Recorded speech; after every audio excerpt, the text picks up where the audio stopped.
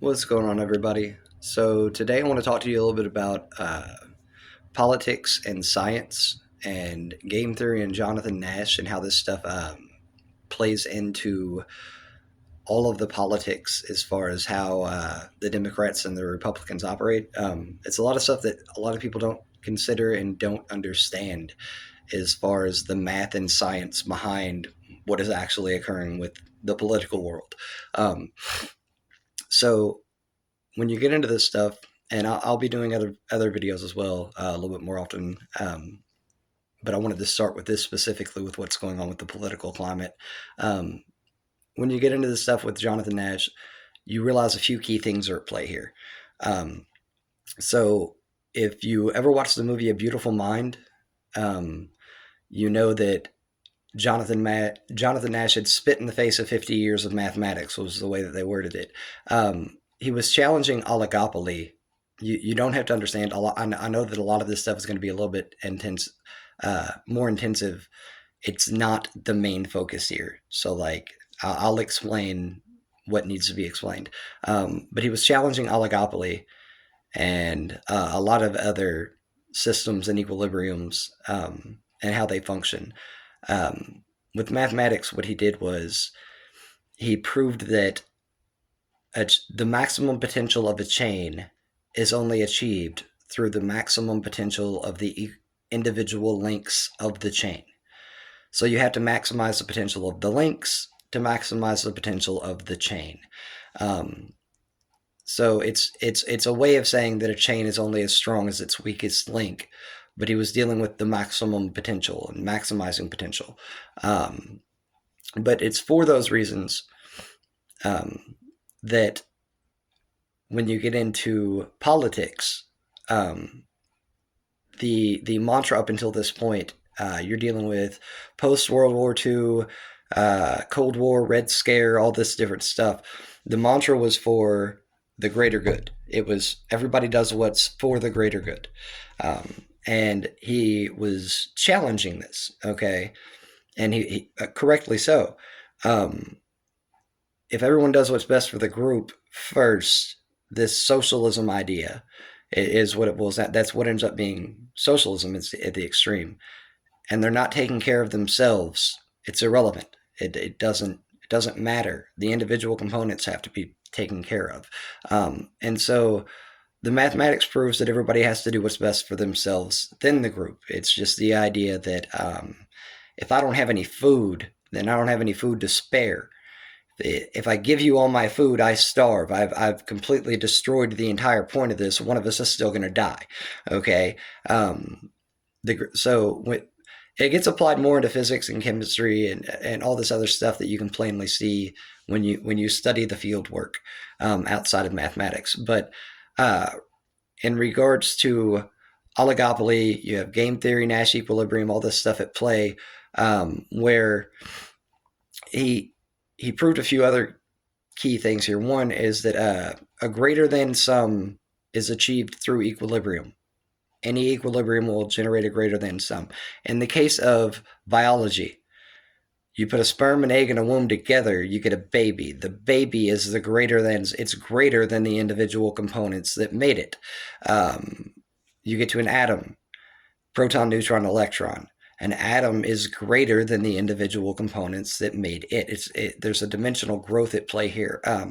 The math and the science that I did was extrapolative from a lot of these concepts, where you have he would say that the maximum potential of the group is achieved through the maximum potential of the individual components, and that I would state, my work would state that the group is one individual component of a higher individual grouping, and that it's continuous, that it's connected. So in the case of chemistry and stuff like that, you have these things make atoms that can be one of these three things, and then they make molecules, and they can be one of these things they can make, and then they make cells. There's this chain that is built through that equilibrium where the cell, its maximum potential is limited all the way down to the quarks that made the the protons, neutrons, and electrons, the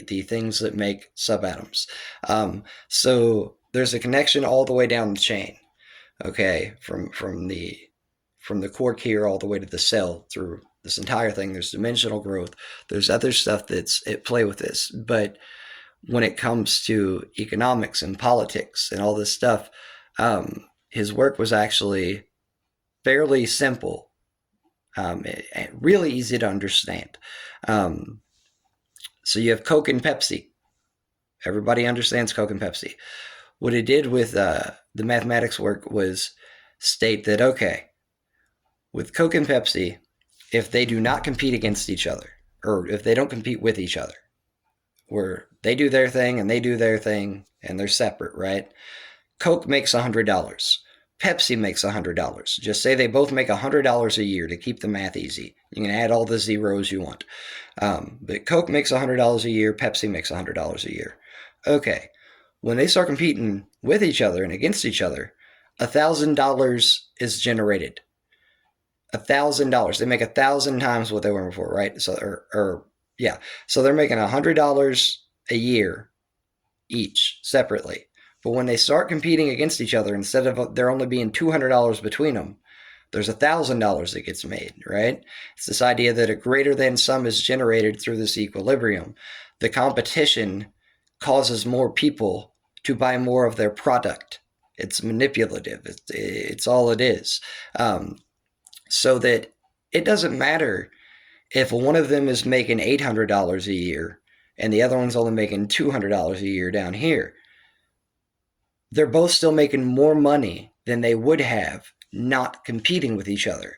So they're fine with one of them or the other one ending up on top at any given moment because they know that they're still making more money than they would separately. Doesn't matter. This is applied to politics as well with the Republicans and the Democrats. What happens is the Republicans realize they only get so much of the voting block by themselves. The Democrats realize they only get so much of the voting block by themselves.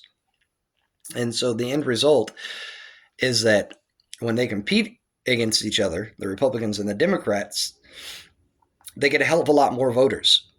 They present themselves as the only two options. It's Coke and Pepsi. They are red and blue, for God's sake. It's Coke and Pepsi. That's Democrats and Republicans. This is the way this is working. It is literally mimicked to that extent. Red and blue, Coke and Pepsi, Democrat, Republican. This is the same math. It's the same equilibrium work. Jonathan Nash did work for the government at a certain point, not with all the schizophrenia crap, but he did. He was a respected professor who they got all this info from. This is who this was the math guy, Jonathan Nash Forbes Jr., I believe. But yeah, Jonathan Nash. Or Jonathan Forbes Nash, rather. So, on a personal note, I could talk all kinds of crap about him. He was not actually a great guy. The movie manipulated a lot of things. The people that knew him boycotted the movie. I don't have to attest to his character as a human being. He did great work, okay? He did great work. And it's utilized by the government and by politicians and all this stuff. This is a normal thing. It's the math guy. So they found out with Democrats and Republicans, it doesn't matter. If Democrats only get 100 votes and Republicans only get 100 votes, when they compete against each other, 1,000 votes is generated. So the only people that are ever there, Democrat, Republican, Democrat or Republican. Where's A and W? Oh, where's these other brands? I don't know. There are third parties. There are other options. So when you study the business side of this and understand the business behind the politics, you realize the importance of third parties. Equilibriums are three things. This is it's throughout mathematics. So that is your basics, where you have a proton, a neutron, and an electron. You have your dichotomies. There's always a Democrat, Republican, Coke, Pepsi, right? You have your dichotomies. But in science and the natural world, there are third options. So that with biology and reproduction, you have a sperm and an egg. But then you have a womb that is only made when the sperm and an egg make a zygote. When that primary symbiosis, that primary fusion has been achieved, you get the third thing. Otherwise, the egg passes through the body because it failed. With proton, neutron, electron. If you get a nucleus, you get a valence shell with an electron. You do not get that without the nucleus. It does not occur. That's an equilibrium. The atom is the equilibrium of the proton, neutron, electron. The baby is the equilibrium of the sperm, egg, womb. The area is the equilibrium. Pi is the equilibrium of height, width, or breadth, or height, width, and breadth. Okay, height and width make a plot, and then you have your parameter bubble, your third option. Because of it, you don't get any of this unless the primary dichotomy is together. You don't get your third option. It just doesn't exist. And so when it comes to politics, they've erased the third parties. They've erased the equilibriums. They've caused things to get chaotic to where the pendulum swings right and then it swings left and the middle is lost. All of this stuff is lost. It's why I've said before, I started off registered as independent. I am a registered Republican. I am a libertarian conservative. I am libertarian minded. I'm a conservative. This is the way it is. I really want third parties in the fight. The stuff that happened at Fancy Farm Picnic, where they keep shutting out the third parties and shoving you one candidate from each side and saying these are the only two candidates. They're not. They're not. It's why I voted for John Hicks against Matt Bevin and Andy Beshear. I didn't think either of them were fit for office, and I still stand by that. I don't care. I went with John Hicks, and the third parties have to be recognized here. It's how equilibriums are maintained.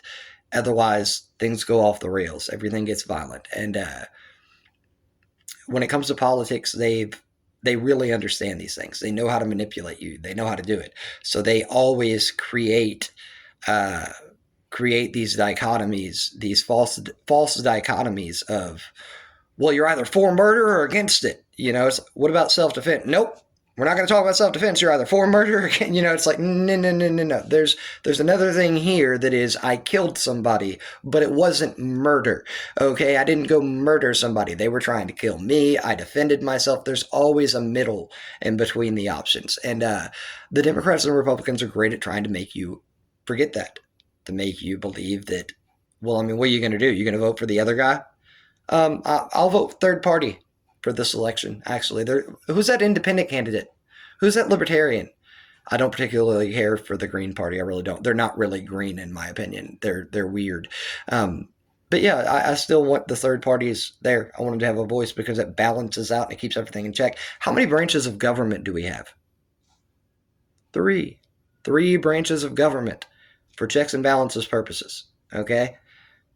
It's how everything works. It's science. It doesn't matter math. It doesn't matter politics. It doesn't matter. Without the third options, the equilibrium is lost and everything gets off the rails. So I really would keep in mind who the Republicans are trying to go after right now. Thomas Massey, MTG. You might not like everything they say. It doesn't matter. They're trying to get rid of libertarian-minded people. Rand Paul in the Senate. Going after Rand Paul all of a sudden because he didn't support Trump this week on one random thing or something. So now, I'll get rid of him. This is extremism. This is polarization. It happens with both sides. And understand some of it is about kicking the can or throwing the hot potato back to the other side. So the Democrats do whatever they want and they piss everybody off, right? And then all of a sudden the Republicans win. The Republicans took everything back. Now the Republicans are in charge of everything. Well, they keep doing the same crap and pissing everybody off. And yet still they're like, oh man, the Democrats won this time. I guess everything's going to change. And the same stuff keeps happening. And they just keep hot potato. It's not about having the power all the time. When they have the power, they use it. But it's also about throwing the ball back to the other side and saying, we're not in charge anymore. It's all on them. It's them. Those guys over there. And you can't do that when there's third parties helping to maintain an equilibrium that says, hey, you see how childish they're acting? See how stupid that is? Vote for us. That's get away from them for a little bit. They'll start acting like adults again, maybe, and then they can come back to the table and pretend we have a two-party system. We don't. So yeah, I would just keep this stuff in mind. It is math. It is politics. It is science. It's all of it. They utilize everything they have at their disposal to manipulate you on a regular basis when it comes to politics. And so defend the libertarian candidates. For instance, Massey. I'll say this again. I've said it 1,000 times. Self-made inventor, bachelor's in engineering and a master's in science from MIT. Over 30 patents. Off-grid homestead he built with his family, his wife and kids. And he was married to her for 30 years before she passed. They were married for 30 years. He ended up he's put forth bills to defend farmers, and he actually raises his own livestock and takes them to a local slaughterhouse so that he's not contributing to factory farming. He grows his own crops and stuff. He has his own fruit trees. Why are we attacking him? He's like the greenest member of Congress. He's on the right. And they treat him just like a dick. They treat him like he's a Democrat on the right. And on the left, they treat him like he's this crazy Republican when he agrees with the right. He finally showed his voting record. He votes with Republicans 91% of the time. He disagrees with them on spending, obsessive spending. He disagrees with them on not releasing Epstein files. He disagrees with them on stuff like that, and he doesn't want them going to war every week with another foreign nation. This is not the Antichrist. He's not the guy to attack. I don't understand where Trump's coming from. I don't understand where MAGA was coming from with all this. But what I do know is that Thomas Massey and Marjorie Taylor Greene do not take AIPAC money. They do not take AIPAC money. And the Republicans, the extreme MAGA base, they are really hell-bent on getting rid of them. Why? They're not in line. They're not with the extremism. These are the libertarian-minded people that are like, no, I'm not going to play these games. I'm not jumping to either side. Massey is a respectable person, very intelligent, has his own money, didn't have to do any of this. And so I wanted to... His remarriage, it was a year later, guys. She's 38 years old. I read a post earlier, somebody saying, oh, he's got a lot of nerve going after Epstein. How old's his wife? She's young enough to be his daughter. She's 38. 38. That's not Epstein. I don't know what is the problem with the base with MAGA, but you all need to rewire your shit and stop going after Massey immediately. He's one of the only good guys in Congress. This bipartisan crap, it's over. People are fed up with it. The words Democrat and Republican make me want to vomit at this point, because you simply will not stop blaming the other side. Pretend, oh, we didn't do it. They did it. It's all day, every day. I'm happy to see these Epstein files getting released. I want to point that out. I want to say that. And well done, Massey. I also sent him info on a bank bill I want him to put together. I'll talk about that separately, but I definitely want to see this banking bill be put together. I messaged him on X, I think. But yeah, he's doing really well. He's fighting really well, and I can't praise that enough. I've been going off about Epstein for years, so I'm very grateful to him for that. And don't let Trump play this double game that he always does. Okay, Trump ran a candidate against Massey last election. Massey beat him, and then Trump said Massey only won because of Trump. You ran a candidate against him, dumbass. You don't get to take credit for his victory, okay? Now, when it comes to this Epstein stuff, Trump and Mike Johnson try to block it this whole time.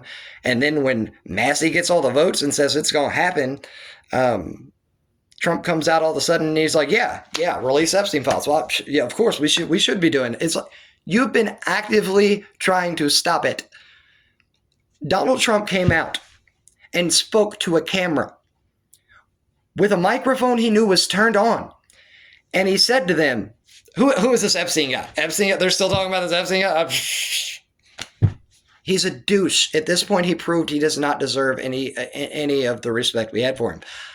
I would never vote for Kamala Harris. I don't regret my vote. We would have gotten the same thing on steroids. Trump just spit in all our faces, and he did a 180 on 90% of what he said he was going to do. It's not my fault. It's not a MAGA. I literally cannot support MAGA because of the cult-like extremism that says our guy good, Trump good, Orange Man good. We've gone from Orange Man bad to Orange Man good. What about the Epstein's? Orange Man good. What about all the war we're not supposed to? Orange Man good. It's like, go to hell, MAGA. Go to hell until you stop acting like extremists and want to come back to the big boy table. There's no point in talking to MAGA. It's nothing but a bunch of propaganda accounts on X and a bunch of people following it, just going, yeah, go Trump, yeah, dirty liberals, yeah. They're calling Massey a Democrat. They drank the Kool-Aid. It doesn't matter. I do not have to endorse the Democrats or Kamala Harris or them trying to install a dictator. I don't have to endorse Joe Biden. I don't have to pretend that none of them are responsible for this Epstein mess. I can still criticize Donald Trump and MAGA for everything that they've been doing for the past few months. That's the way it is. So let's get away from the Democrat Republican. Let's get away from all this and get back to some sort of middle ground discussions like we used to have, where we can actually find common ground and solve problems. Most of us can agree to that. It's the media and just extremist propaganda accounts fighting it. So I think my next video is going to be on banking. I'll talk to you all about that. Banking and the real estate market. But yeah, I've got a bill I want to put forth with that. Congratulations to Massey and everybody that helped that bill go through. And I will see you all in the next one.